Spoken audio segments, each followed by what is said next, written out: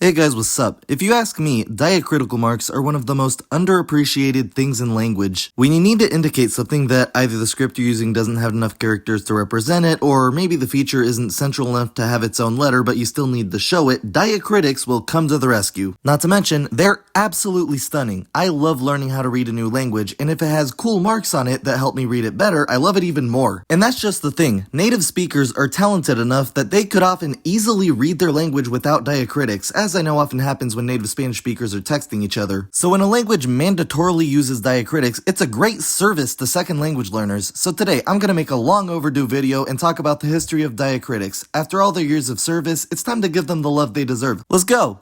So in order to start, there's no better place than with the origin of our diacritics. Logically, the first diacritics are found in the first alphabet, ancient Greek. And if you're thinking, wasn't Phoenician the first alphabet? Remember, that was actually an abjad. So as you might guess, the various ancient Greek scripts didn't initially have diacritics. It was just straight up capital letters all the time. Oh, and lowercase letters didn't exist back then either. The credit for inventing and implementing the diacritics goes to one-time head librarian of the one and only Library of Alexandria, Aristophanes of Byzantium, in the early 2nd century BC. There were a few factors influencing their creation, but the main one was probably that since Koine Greek had been spreading as the lingua franca in the aftermath of Alexander the Great's conquests, all these non-Greek people had to learn how to read Greek, and the alphabet itself was insufficient for learners. For one, the letter eta, or heta, had been initially used for the h sound, but then in the major dialect of Ionia, the h disappeared in the 6th century BC, so eta was repurposed as long e. But then when Athens adopted this spelling in 403 BC, they still had h, but no way to represent it. Aristophanes fixed this by adapting the left half of eta and adding it onto letters to indicate h, which is called the rough breathing. It then developed into a simple mark above a letter and was occasionally contrasted with the smooth breathing to indicate the lack of h. Yeah, they like specificity in Greek diacritics. At the same time, ancient Greek had pitch accent, which also wasn't represented in writing, so Aristophanes innovated 3 marks for that as well, although what exactly they represented is very convoluted and situational, and I'm not qualified to explain it. They were mostly used for musical notation though.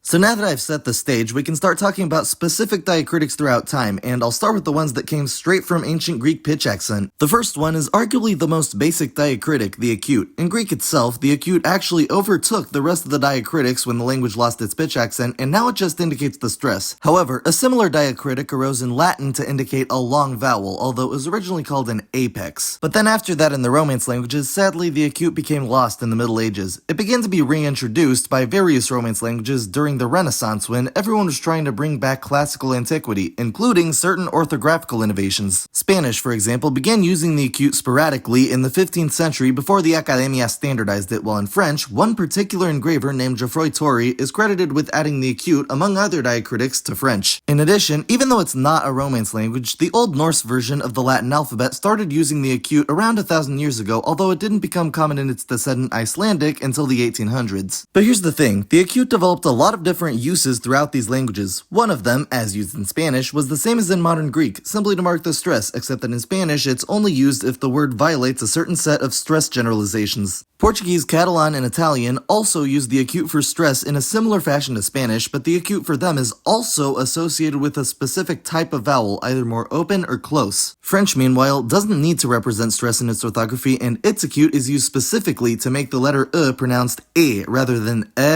or silent. But then there's the reason a lot of other languages use it, vowel length, and this is what Old Norse used it for. A few other languages have followed suit, like Czech and Hungarian during, you guessed it, the Renaissance. But there's one big language that uses acutes on consonants in order to make them palatalized that I haven't talked about yet, and that's Polish. This because it's debatable as to whether that's the same thing as an acute. Traditionally, it's been called a stroke, or kreska, and back when handwriting was the only option, it was written much more straight up than the acute in other languages. But now that we have computers, they look the same. So now that the whole stage has been set up for diacritics and what they do, we can talk about the other 2 ancient Greek accent marks. Of course, there's the acute's mirror reflection, the grav. Its general role in ancient Greek, emphasis on general, was a lower pitch than otherwise, which is actually where it gets its name from. As implied earlier, French, Catalan, and Italian use the grav to represent the more open vowel when it's irregularly stressed, except in French's case, just the value of the vowel there. Portuguese does also use it, but it's in one very specific situation where it combines the preposition a with the article a. The grav isn't nearly as utilized as the acute, but to be fair, nothing is. Finally, there is a thing traditionally called a circumflex. Wait, no, that can't be right, that's a tilde. Yeah, for ancient Greek purposes it was called a circumflex, and it generally meant a falling tone. It may have actually appeared as our circumflex in older variations. However, our modern uses of the tilde originated later, so we'll talk about them in the next section. And that section is right now. So basically, the tilde, like the acute, originated as a small version of a letter above another letter. In this case, medieval scribes transcribing Latin would sometimes save space by writing a double N as a big N with a smaller N on top. And over time, that small N got simplified into the tilde we know today, which is still used like that in Spanish. But this small N turned diacritic had another use as well. Sometimes, scribes would use it to indicate that a nasal consonant, M or N, had used to be after a vowel, but now it was gone, leaving the vowel nasalized.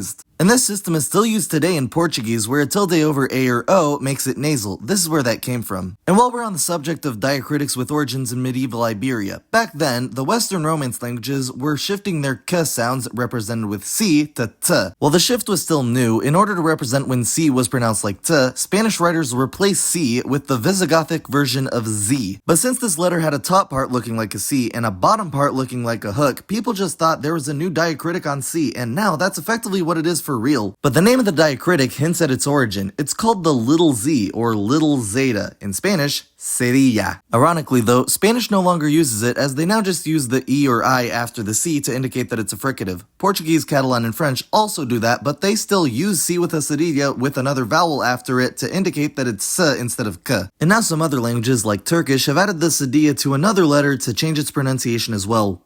And since we've talked about R tilde now, how about we discuss R circumflex? Also sometimes given names like the hat, it does come from the older ancient Greek symbol, and it was originally a combination of the acute and grave, but it really became popular with the French Renaissance, as we've seen many times already. In French, it originally represented a long vowel caused by the disappearance of a letter, typically S. However, spoken French then lost the vowel length distinction, so now the circumflex is basically a tool to find cognates with English and other Romance languages, and sometimes it has an effect on the pronunciation of the vowel. For example, there was the Latin word festa, meaning party. Skipping over a few centuries, following Middle French, the S in this word disappeared, so it became fete.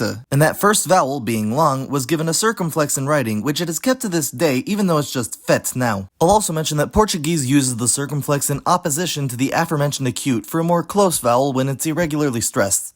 So now we'll move on to the diaresis, which is those two dots above a letter. Interestingly enough, it also got its start in ancient Greek. Specifically, starting at about the 200s BC, vowels were given two dots above them to indicate the start of a new word, as spaces hadn't been invented yet. Its use was then expanded to just mean that the two vowels are pronounced separately and not as a digraph. This use was then borrowed by many more modern languages, such as French, Spanish, and Dutch, along with the fact that modern Greek still uses it. But then what about languages like German and Swedish, where the diaresis changes the pronunciation of the vowel? Does that also come from here? In fact, no, and a lot of people are probably mad at me now that I called that a diaresis. It has a completely different origin, and K. Klein already made a video about that, but basically, in that context, it's generally called an umlaut, and it started in Middle High German writings as an E above the letter before being simplified into the two horizontal dots. It's named after the phonological concept of umlaut, which is basically fronting vowel harmony that affects Germanic languages. I briefly addressed it in my Germanic sound shifts video. The only reason it's now seen as the same diacritic as the diaresis is that, reasonably, they look identical. But one more interesting thing happened with the umlaut version of this. It's also used in Hungarian to distinguish the two front rounded vowels Ö and Ü. In addition, Hungarian represents its long vowels with the acute, as mentioned earlier. So what happens when a front rounded vowel is long? In that case, the acute and umlaut combine into a very interesting diacritic, the double acute. So now I'll do a speed round for the rest of the diacritics in the Latin script. Since we were just talking about diacritics in Germanic languages, why not bring up another one, the ring? As you can probably guess, it was originally a small O which started to be put over A in the 1500s in Scandinavia to create a letter for the O sound. The sound of letter O itself had shifted to U. Interestingly, around the same time, Czech also developed the ring like this, but they put it over U for the grammatical purpose of signifying when a long U sound has the potential to become O in other forms. So alongside the ring, you may be wondering about about the O with a slash in Danish. This is actually older. It was originally a shorter way to write the OE combination, and it goes back to the 1100s. It goes by a few names like slash, stroke, or bar, and it can also be found on L's in Polish to make them pronounced W. This developed independently thanks to two reformers named Jakub Perkuszowicz and Stanisław Zaborowski during the Renaissance, who wanted to represent what was, at the time, an increasingly distinct dark L. Yes, this is a great example of using historical records to track sound shifts. So speaking of Polish, it has another diacritic we haven't talked about yet, the ogonek. Ogonek literally means small tail in Polish, and it kinda looks like a sedia. It also came about in the Renaissance. When Polish scribes decided they needed a way to represent nasal vowels, they were a bit out of luck when it came to borrowing writing styles from their neighbors, particularly Czech, as those languages had lost their nasal vowels. So they used a letter from Church Slavonic called little us and transformed it into an A with what we now know as the ogonek, and then fitted the ogonek onto E as well. Fun fact, this is also why A is used for on instead of the more logical O, because they were copying the Slavonic letter. So now, similar to both the ogonek and the sedia, Romanian has a thing called the diacritical comma, which is exactly what it sounds like. It's a comma put under a letter to be used as a diacritic. It started to be used in the mid-1800s as Romanian transitioned from Cyrillic to Latin script to represent the palatalized versions of initially 3 letters, although that's now shrunk to 2. Latvian borrowed this use of the comma in the early 1900s as well. Another diacritic found in Romanian, but on a vowel to change its pronunciation, is the breve, and for this we'll have to go back to ancient Greek and Latin, although this one was only used poetically to indicate short vowels. In fact, it's used in Russian to turn E into consonant Y. Contrast this with the macron, which indicated long vowels in poetic situations, and now it's used in the Baltic languages and some Polynesian languages. Still is a long vowel designator, just like old times. So then finally, we have 2 more primarily Slavic diacritics. There was the dot, which existed in Czech starting in the 1400s thanks to a theologian named Jan Hus, and Polish spelling reformers adopted it to make zet, zet. But then Czech pulled a fast one and changed their dots to our last diacritic, the Karen, also often called by its Czech name, Czech.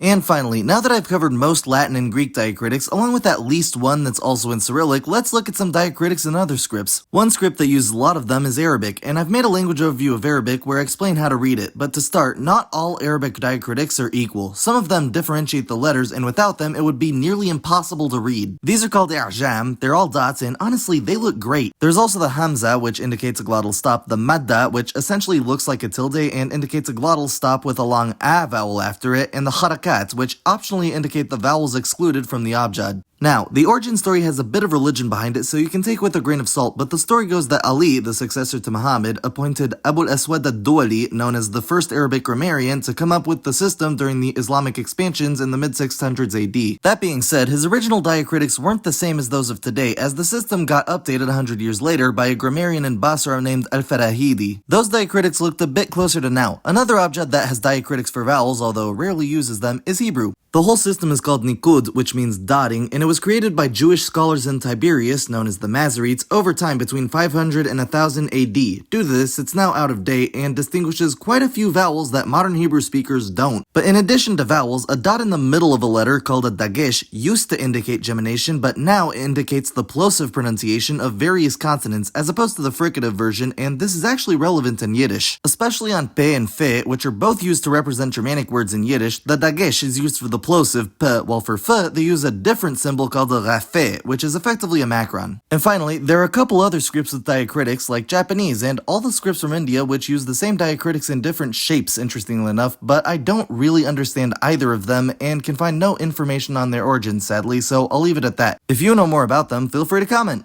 So that's it, that's my love letter to diacritics. Hopefully by now you understand the great service they provide to anyone trying to learn a language and learn something interesting. And in case you're wondering about a language with hella diacritics, like probably Vietnamese, I haven't studied that and I don't even know where to start with those diacritics, although maybe I did explain all of them when I was talking about Latin alphabet diacritics. One day I'll learn Vietnamese and explain all of its diacritics in the orthography section of its language overview. Thanks for watching, I'll see y'all next time.